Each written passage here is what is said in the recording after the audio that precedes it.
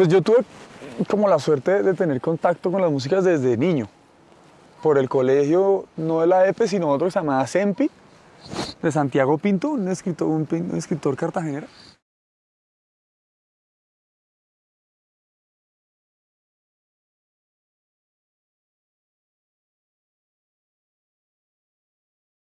Cuando Antonio Arnedo grabó sus discos, sus tres primeros discos en especial, vino el baterista que grabó esos discos, Satoshi Takeishi, un japonés, que vivió aquí en Colombia unos años, en los 80s. Y era muy famoso. Yo en esa época que estaba con la batería empezando ahí tal, hablaban amigos mayores que yo de Satoshi. Y pues cuando Toño lo trajo, pues claro, de aquí era así como obligado, pues un encuentro obligado. Y él pues fue como el primero que le vio tocando estos ritmos en la batería, pues de una manera más muy cercanos a la raíz, pero con un concepto más jazzístico. Y después de eso vino un viaje a la India, que fue en el 98. Ahí pues la idea era ir a la India a estudiar percusión, a estudiar música. Nos fuimos con Juan Sebastián Monsalve y yo, los dos. ¿Era una beca? No, nos fuimos por nuestra cuenta total, sí. ¿Una escuela o un maestro? ¿Cómo hicieron? No, nos compramos un pasaje, conseguimos las visas y nos fuimos a la India. En ese viaje dimos un taller de ritmos colombianos. Conseguimos unos amigos allá que tocaban jazz y estaban en la onda así como más de la música del mundo. Y muchos venían de Estados Unidos, gente de India, pero que han estudiado en Berkeley, en las universidades así famosas donde enseñan jazz. Y tocaban jazz increíble, nosotros ahí nos armaron un taller y nosotros estábamos más crudos, llevamos sin tocar como 3 meses para la época de ese taller. Eso se pierde una habilidad. Y dimos un taller y no, esos manes tocaban más que los dos. Nos vieron un ratico el cuento que los ritmos afrocolombianos en la batería y que sí, se llamaba como taller de Afro-Colombian Drums Workshop o Afro-Colombian Music Workshop. Y pues yo no hablaba ni pues inglés ahí para el básico, pero Juan Sebastián un poquito más, entonces él explicando que los negros, que los españoles, que a los hindúes en la India, que escasamente saben dónde queda Colombia. Y yo los ritmos que me sabían era esos que le conocía a Satoshi, medio lo que me sabía en Sempi, pero no había hecho ningún proceso con el instrumento ni nada. Yo me sabía unos ritmos ahí como si me los hubiera aprendido un método, súper planos, pues, normal. Y ahí nos dimos cuenta que estábamos bien lejos de conocer esos ritmos y explicarlos. Al año de volver de la India, el Diablo vino a Bogotá y nos dio un taller. Ahí cosas del destino. María José y Andrés Felipe los llevaron a la casa. Ahí todavía no existía Curupira, estábamos yo ya tenía unas gaiticas, ya tenía más o menos un jueguito de instrumentos. Entonces por ahí nos veíamos tocar y yo soplaba esa gaita y a mí eso no me sonaba nada. Y tenía por ahí un par de cassettes y yo no le sacaba nada, no entendía nada. Hasta que vino este señor y nos explicó, nos dio un taller toda una tarde ahí. Y esa fue como la gran iniciada, sí. Después de eso fue ya como Después de eso fue como la situación que nos convenció de la importancia de aprender a tocar los instrumentos, no solo tener grabaciones, ni ver, sino tocarlos.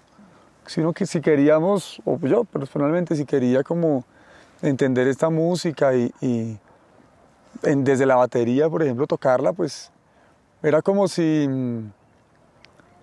a un tamborero de toda la vida le soltaran una batería un año.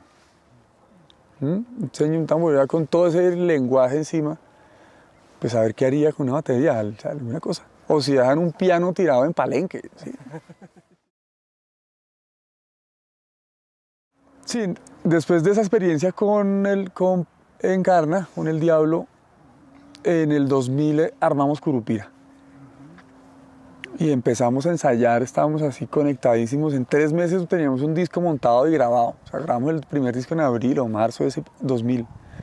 Y ese año fuimos al Festival de Ovejas. Yo pensé que eso era un festival chiquitico ahí con 4 grupos. Habían como 40 grupos o más. Un festival gigante, muy de pueblo, o sea, todavía pues, con las condiciones básicas de un pueblo y de un pueblo por allá. O sea, un sonido pésimo, terrible, todo pitaba. Un jurado no llegó y nosotros nos estábamos quedando en la casa del presidente o de los que organizaban. Y entonces, la primera noche, eso es amanecerse, pues eso es la alborada que hacen a los grupos a ir desde las 5 de la mañana en la vuelta al pueblo tocando a los 40 y pico de grupos. Una belleza la alborada. Y al amanecer estaba toda esa calle así llena de grupos tocando gaita, cada grupo tocaba lo que quería, pero sí, es súper bonito. Llegaron los amanecidos de la alborada ese, llegó el presidente, bueno, ¿dónde están los cachacos? Aquí, ustedes 4, ¿cuál es el que está más enterado aquí de la gaita? Y todo, yo llevaba, no me sabía 2 melodías, tenía harta música, eso sí, tal, y ya era amigo de los gaiteros que iban en Bogotá, que era Freddy Arrieta, ya tenía alguna clase con Toño García, ya medio conocía a Paito, no, pero yo en la gaita estaba, hacíamos lo de Curupira, que eso era otra cosa. No, una experimental ahí, no gaitera, pues con otro respaldo armónico, melódico, guitarra, bajo. Entonces yo era el que estaba más enterado y pues no, pues yo, bueno, venga, de jurado. ¿Qué? Sí, de jurado de gaita larga profesional. Y yo, uy, juepucha. Pero entonces sí, yo igual iba preparado yo ya tenía una grabadorita de video y una grabadora de cassette. Entonces pues pude como, yo lo que quería era eso, ir a recoger material, ir a grabar lo que sonara ahí para estudiar y para tener ahí archivo. Entonces, pues bueno, pues tuve de primera mano, me tocó ver todos los grupos de gaita larga profesional. Eso eran como la mitad, pues era profesional y aficionado. Entonces ahí hablaban mucho de Jesús Saya, Paito, ¿no? Que el grupo Cancamanes de Cincé interpreta la guacamaya del maestro Jesús Saya. Jesús Saya. Y que el grupo no sé qué, el son del oro de Jesús Saya. Y muchos grupos, o de Paito de Saya. Pues porque tiene unos temas muy movidos que, pues el que toca un tema de ellos ya es un gaitero de peso. Entonces pues con los años, conocer a Saya, acercarse a Paito, también de la cercanía con Freddy Arrieta, con Toño García, se fue como tejiendo una red en torno a la zona de la gaita y a los músicos mayores activos que estaban allí. En realidad todo el proceso fue con los mayores, por el tipo de información que manejaban y porque muchos siguen siendo agricultores, entonces tienen otra relación con la música. En vista de que son los últimos de ese calibre de personajes, ¿no? Gaita hay cantidad, y gaiteros, la gaita no se va a acabar, seguro.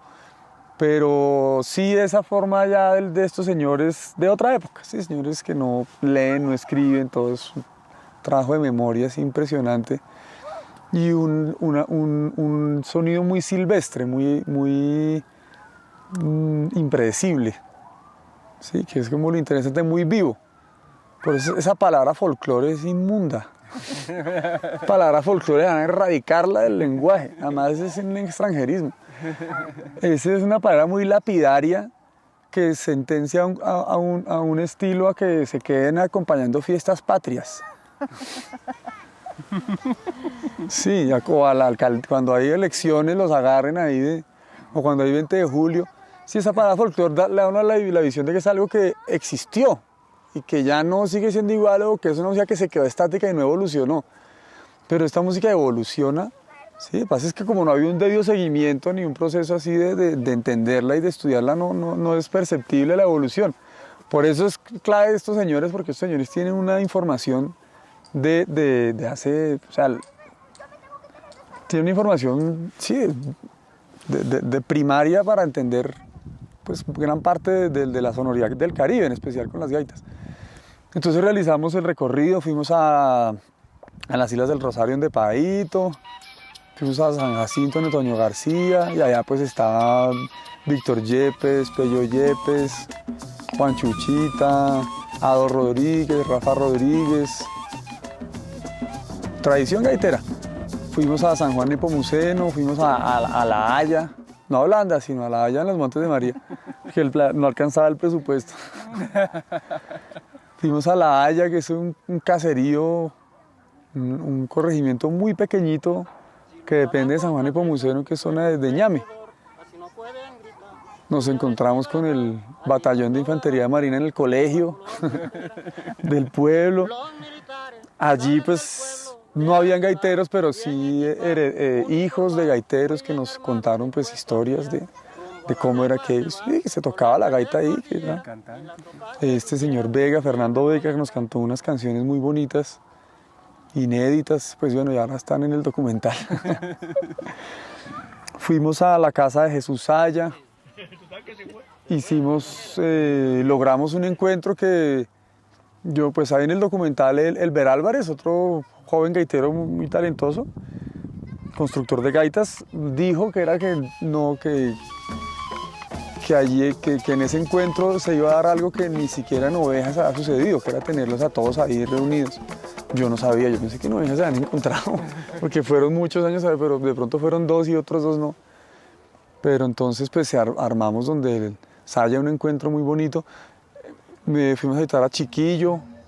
Y pues paralelo a eso, y gracias como a la asesoría de los que nos acompañaron durante el viaje de Fray Arrieta, bueno, básicamente de Fray Arrieta, hicimos los registros muy interesantes de cantos de zafra, de vallenato, pues que es una música, ese vallenato sabanero pues está muy ligado a la región ahí también de ellos.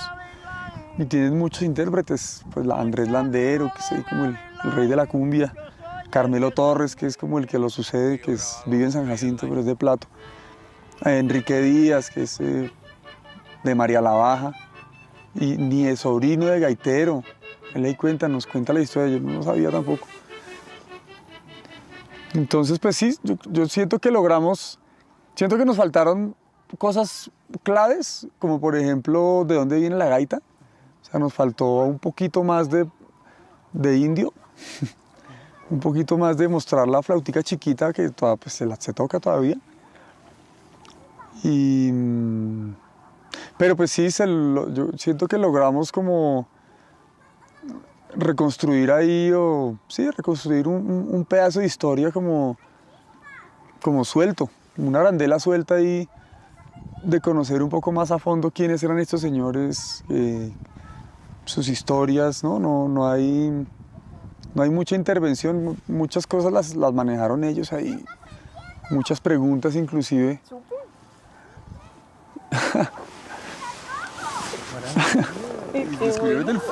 Están apenas ahora la rueda ya.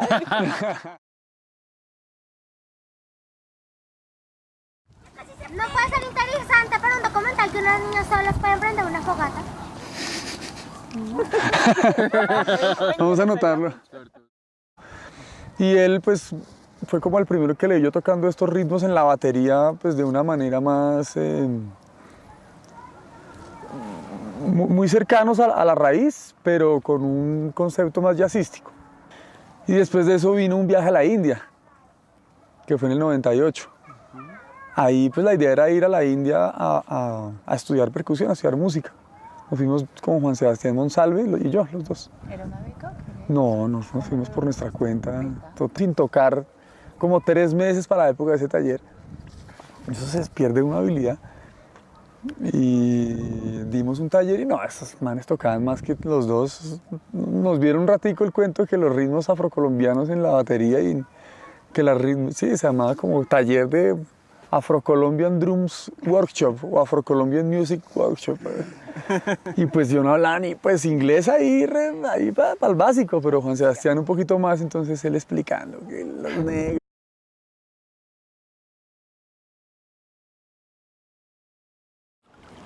Pues yo tuve como la suerte de tener contacto con las músicas desde niño, por el colegio, no de la EPE, sino otro que se llamaba SEMPI, de Santiago Pinto, un escritor cartagenero.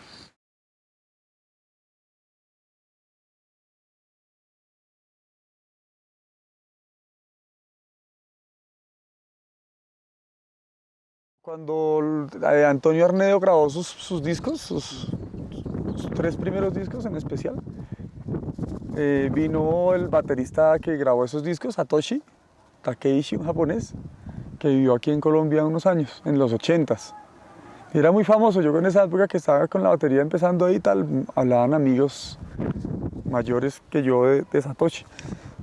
Y pues cuando Toño lo trajo, pues claro, de aquí era así como obligado, pues un encuentro obligado, sí. ¿Una escuela o un maestro? ¿Cómo hicieron? No, nos compramos un pasaje, conseguimos las visas y nos fuimos a la India. En ese viaje dimos un taller de ritmos colombianos, conseguimos unos amigos allá que tocaban jazz y estaban en la onda así como más de la música del mundo. Y muchos venían de Estados Unidos, gente de India, pero que han estudiado en Berkeley, en las universidades así famosas donde enseñan jazz. Y tocaban jazz increíble, nosotros ahí nos armaron un taller y nosotros estábamos más crudos, digamos.